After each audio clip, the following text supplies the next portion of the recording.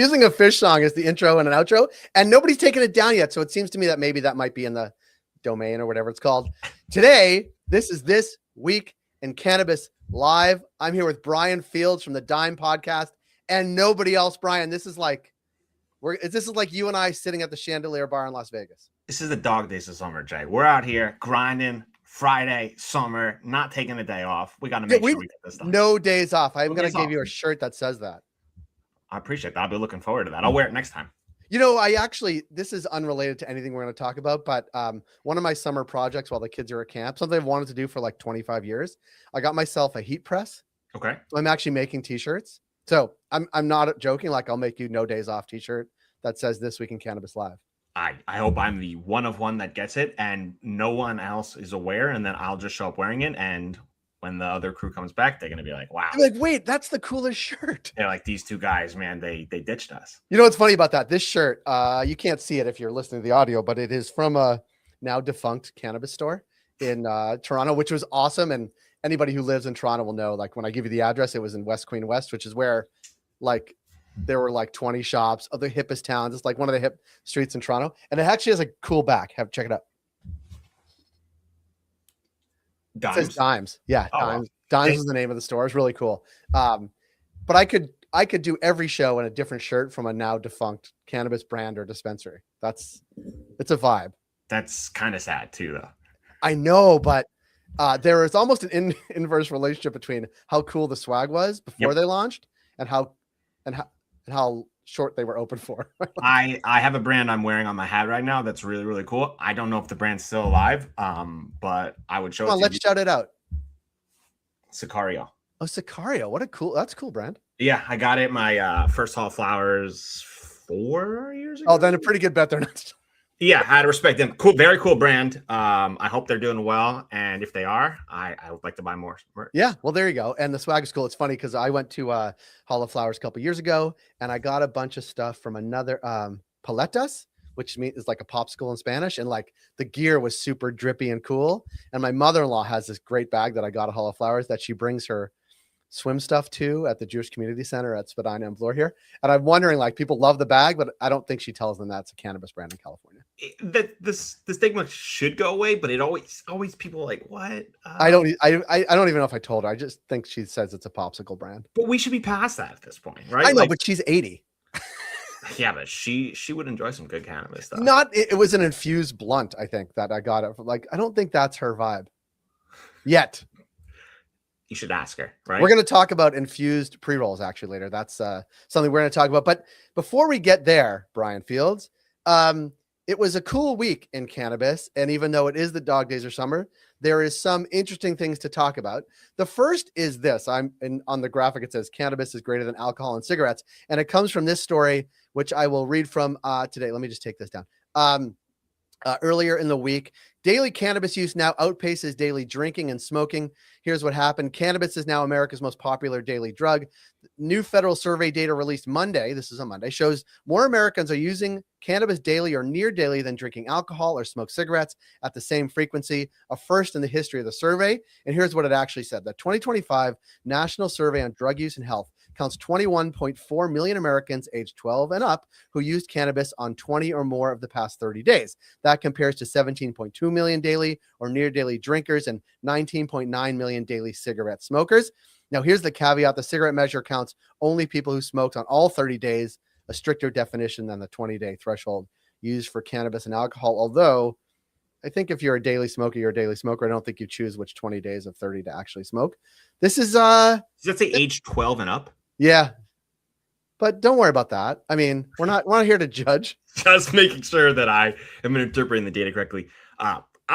I'm not surprised. Are you? Like, to me, if we could have bet this on the poly market, I would have been like, this is inevitable. Yeah. We could see this coming. Yeah. I agree. And it is, but it was good to see and then see the discussion about it afterwards. And there was a lot of hand wringing, especially on Twitter, like X. Jeremy's big on X and sort of people coming back and forth to him. What's that podcaster's name? Chamanth. Dude, that was crazy. Yeah, that was like such an unhinged post. And for somebody who typically tries to present themselves as like a rational thinker in 2026, that was like 1985 take, dude. Like, come on. Yeah, I don't get. I mean, I do get it. I mean, but there's been a lot of takes like cannabis smoking is disgusting. And there is a whole movement and sort of Scott Galloway's movement that people should be drinking more and going out more and young people meeting people at bars. I'm all for that too, you know. But I don't think sort of eating a gummy and going to a bar is any different, or you'll be more or less social. Like, you know, cannabis is a pretty social drug. The words he used, though, what really upset me, right? Yeah. I don't know if we should be communicating some of those specifics, but I was shocked at the word use, only because, like, you can have a take against something, you cannot be for it, you can think it's bad, but to use those words when you have a platform like that was shocking to me, especially the type of vulgarity that he communicated, because it's like, come on, dude. Like, is it because your alcohol stocks, that your investments are part of your SPACs, are getting smoked? I don't know. Yeah, I don't Possibly. know either. But it seems to me it's like, it doesn't even sound like my parents don't have views like that. Like, my parents grew up in the 60s, like, or were in college in the 60s. Like, that's not their view around cannabis. It's people who are older than that. Yeah, and like it was him, Joe Lonsdale. It seemed kind of timing based to me, where it's like we're just gonna rally some of the influencers to come out with an aggressive post. When I see a bunch of that like similar messaging simultaneously to me, my take immediately goes, this feels weird, right? Like something is happening. Somebody sent out a group text and it's like, boys, we're getting hammered. We need some support. Like tweet out some really crazy stuff, and they're like, done, got it. Well, I agree, and it brings me to a different story this week, which I actually think might be related now that you just said. So let me just share this again because it's lower down in the same newsletter of ours. And that is this. Congress can't settle on one hemp bill, so there's a third. Representative James Comer, Republican from Kentucky, is reportedly working on a draft bill that would delay November's hemp ban until FDA finally publishes a cannabinoid list and container guidance it was due to deliver in February, while adding age limits, testing rules, and Medicare hemp coverage. Once filed, it would be the third competing hemp bill in weeks, and the White House keeps pushing for a fix without formally backing any single one. I say that it's related because I feel like, and I said this last week, and I'll say it again, I feel like there is a concerted effort to avoid this hemp ban going into effect in November, and I think there's a push. This is the third bill. They are bipartisan. Taking away something consumers like in most states is a bad idea if you were up for election and want to not make waves between now and November. Yeah, this one's really complicated. And this is where I think there's some confusion. And the deeper I get into this, like I start to get like, why are they doing this? Like, is there an understanding? Or are we just kind of pushing it all out? Right. My sense is that's likely. I haven't seen numbers on Kalshi because that's not something Kalshi talks about, but sponsor the podcast. We'll ship to Kalshi in a sec. I thought you might be a Kalshi guy. And I just think, and in addition to that, the well-known hemp-derived THC brands, including Senorita, whatever it's called, the GTI one, like they just got to deal with Lollapalooza in Chicago to be the sort of lock that down. Levia out of Massachusetts just launched nationally. Like those companies are either not the Lollapalooza one, but Levia, either they know something and taking advantage of it, they have an inclination that the ban is not really imminent, or they're like wild risk takers. I mean, those are three possible options, and maybe they all are. I just think if I was betting, I would bet that the thing doesn't go into effect in November. I agree with you. I think a punt is likely. I also think the beverages now are too big to go away. Like that cat is out of the bag. But I think it's a bigger signal. We're seeing people want cannabinoid products. Yeah. And this is part of the bigger problem. It's like we were kind of in this tiny bubble, and now we're bursting through, and it's like, okay, we're making a little more noise, which is good, but now we need some clarity. And I think this is part of the confusion. Everyone's pulling on the same element. How everyone gets aligned and pushes forward, it's really, really confusing. Yeah. And it's something that people have been talking about for a long time is the size of the industry and how it doesn't sort of, there's always this constraint because you have to get it in dispensaries. Like that is a constraint, a regulatory constraint, but take that constraint away and more people would use cannabis than they currently do. Because there are people that just won't go into a dispensary and buy cannabis. Correct. Right. Correct. But those same people are shopping at Total Wine. And actually there was a quote from the Total Wine guy today. I'm going to find it while we're on here. that was and our, let's see, it was from here. I'll share it in a sec. But just like that point alone, right? People won't go into a dispensary, but they'll go into a Total Wine. That same consumer, the person who's going to Total Wine, might be the purchasing power, right? Like, well, that might be the later. Well, this is what the Eric Brewer, Total Wine Senior VP of Government Relations and Public Affairs, said in an interview with Shanken News. He said, I think there are a lot of erroneous assumptions that this would skew towards a younger demographic. This is people buying THC products at their stores. It's the United States of America who are purchasing these products. It is literally every single demographic from 21 to 99 and every diverse demographic within that age group. To that degree, your THC customer looks like your alcohol customer, which I totally believe that. I don't think that's what most people think, and that's not the case necessarily at dispensaries. Agree? 100%. I think like the beverages category specifically like changes people's perspective. It's the best thing to bring over the summer, and every time I bring it to like a barbecue, people are shocked. They're like, how high am I going to get, Brian? I'm like, it's 2 milligrams. You'll be fine. They have a few sips. They don't feel anything. And then they come back and they're like, I just feel really smiling and really happy. And I was like, I know, welcome. Yeah. Welcome. We've been waiting for you. I mean, because people like they have issues with drinking. They don't want to be hungover. They know all the side effects. It doesn't make them feel good.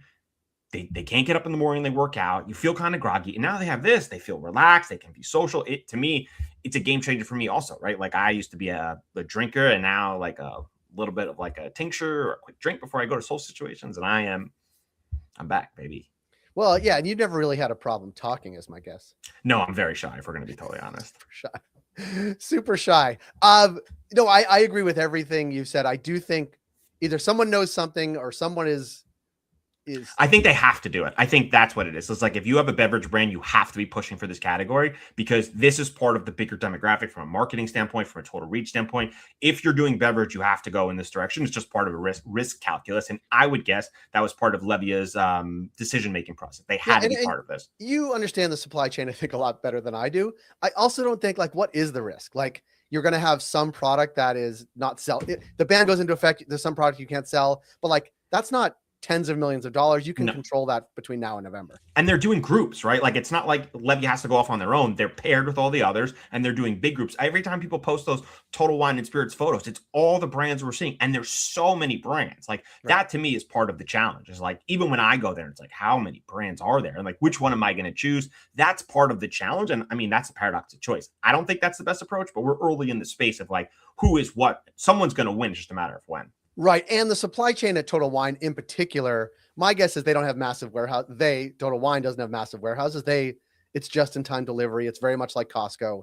It gets delivered. It goes on the shelf. It has nothing like there's no storage. So it's like, there's not inventory for, 20 months in some warehouse. It's a lot less than that. And those products are moving, right? Yeah. Total Wine Spirits wouldn't be holding those products or continue to push those. If it wasn't, they wouldn't be supporting this. And I think that's another challenge is like, they're not going back to their investors and be like, hey, we had a big spike in growth. It's from these products, but Congress might take it away. So like, what should we do with our lobbying dollars? And they're like, well, make sure it doesn't. Yeah. Make sure it doesn't and make sure we can still sell it. Cause the other thing that is happening is, I forget what state it was. Some states are saying, maybe it was Delaware, beverages need to go into dispensaries as opposed to where they are now. And that also is, it's not ideal for that category. No, I think it's a killer of that category. They've been sold in dispensaries for a very long time. And for me, who's a big beverage guy, I'm not buying them from dispensaries. Right. So like it's a tough fix and hopefully they can find a solution. I have no idea how this works out. I've constantly thought about it because beverage is my favorite category. And, this is one where it's like, there's some big players that are arguing, pulling at it. And I think the important part is national distribution is a critical component because you got to get the cost down. You can only do that with economies of scale. Yep. Brian, are you ready for my favorite segment on the show? Give it to me. Hold on. Let me play the intro.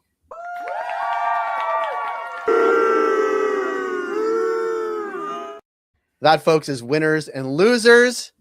It is everybody's favorite segment just because of the graphic and the audio. So, Brian, do you have a winner or a loser this week? Maybe both? I have a loser for sure. If you say me, this is the last time on the show. No way. I would say a loser would be Kevin Sabat and Attorney General Barr with their statement of no medical value, zero. I think to me, that is the most asinine statement that I've ever seen. And for Kevin to say that, who quote unquote is a doctor, I mean, you're just throwing shit. I don't know. You're throwing things at the wall. Sorry, mom. You're throwing things at the wall and seeing what sticks. And to me, that is as crazy. And for him to say that, even crazier. Yeah, it also it wasn't being litigated, but that was the discussion at the ALJ hearing almost exclusively. Is there one medical use for this? And the DEA, I think, actually had a slam dunk, and there were lots of data and science behind it. So we could make that the standing loser. He's come out before and said that has medical properties. So like for him to then retrace his steps to say this, it was like to me, it's like when he gets like a talking point, he reads down and he's like, all right. He also we've talked about this before. For a while during the hearing, he'd go on his whatever phone and do a little video, and he was wearing a Roots shirt. Yeah, Roots is from here, and the Roots people are cannabis people, I guess. But also, like, we have full legalization here in Canada. The sky has not fallen, and most people who wear Roots are in favor of cannabis legalization. That's not scientific, but I do believe that to be true. Yeah, he triggered me when he wore Nick's hat, and I had to let him know that I was unhappy with his association with the team, and but the team also consumes, right? Because they play in the NBA. Hello, right. But to me, that's a statement that is a bad one, and he's a big loser because like we should be coming out with honest facts, and like I get it being from the opposing side, but like let's come out and say we want it to be age gated, we want restrictions, we want caps, like those are fine. Yep. No medical conditions. So I have a winner this week, and it comes to us from our friends at Little Alerts, and it's kind of data heavy, but there is one category right now that is holding its price even as sort of price compression happens, and is a growing category. Let's say infused pre-rolls, and this is from New Jersey, and while the prices are going down across the board, they're actually not in the infused pre-roll category, certainly not in New Jersey, but I think across the board as well. And I mean, this graph is hard to see certainly if you're listening, but tracking 12 months of retail menu data reveals a clear divergence between traditional pre-rolls and concentrate infused alternatives. Over the course of the year, standard pre-roll prices dropped 4.25%. This is in New Jersey, declining an average 21.88. In July to 20.95 in June. Now, infused pre-rolls defied the broader market price compression, increased by 2.51% over the same period, climbing from 29.46 in July to 30.2 in June. So there is a category. So my winner is people producing infused pre-rolls, certainly in New Jersey, but probably other places too. I just like seeing categories that are not falling off a cliff. That's my winner. Sure. I mean, pre-rolls to me are a great category. Infused, I get a little concerned when I see newer consumers trying those. Don't do that. That to me, like a little more concerning. But listen, holding certain categories, that's really good. But I think teams should be continuing to think like categories aren't going to hold, right? Those prices got to be coming down, and you have to be thinking about internally, what does it cost to produce these products? Because when it does come down, we need to be operating here today, not in 6 weeks when it surprisingly drops. Yeah. And if you know this product now is doing well, how as a retailer to take advantage of that, to do a couple of things you want to do, right?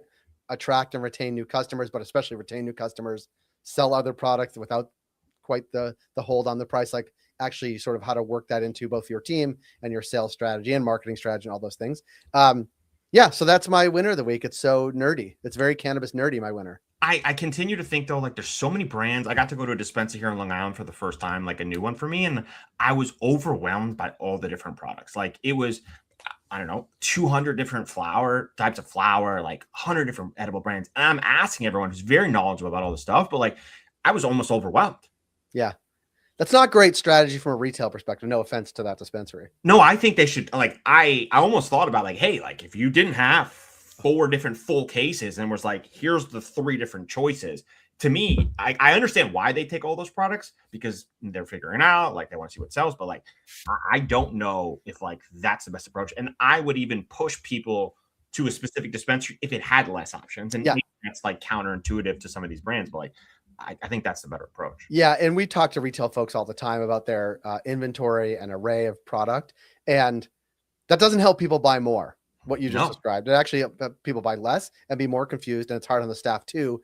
And then it doesn't break down for retailer what is actually driving your bottom line, right? Like with those 10 low, medium, high, 3 per category, then every subcategory, like pre-rolls breaks down in 4 different categories, right? Like multi-pack, single, big, small, all those things. Infused, not. Like you really have to do data analysis around it. It's really hard to do if you have 400 things on SKUs. Like it's crazy. And then people are asking like, okay, well, like I want to be awake. I want to go to sleep, or I've got pain. And then he's like, you got to come over here. And he's like, but I don't want it to be too strong. He's like, then you got to go over here. And it's like, it's just insane. And I feel bad for the staff too, right? Who has to like understand all these products, track all that stuff. And then, we understand the double discounting and all that stuff from a price standpoint, but like, that's really hard to track all those things. And, to me, it's like, it's signs of like a newer age industry that has to understand, okay, we're making it more complicated for ourselves than we really have to. And over time, we'll realize like if we just halved our SKU products, like it'd be easier for us internally also. Yeah.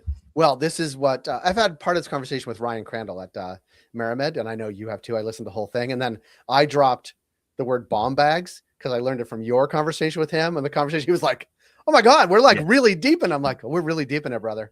Yeah. Listen, that's the right approach. And like, the edibles too is like there's so many choices, and I asked every one of the staff members like which one is like the best selling one, because I'm always curious like how that goes, how people make those decisions, and found a couple brands that like I hadn't had really experience with and got to buy them.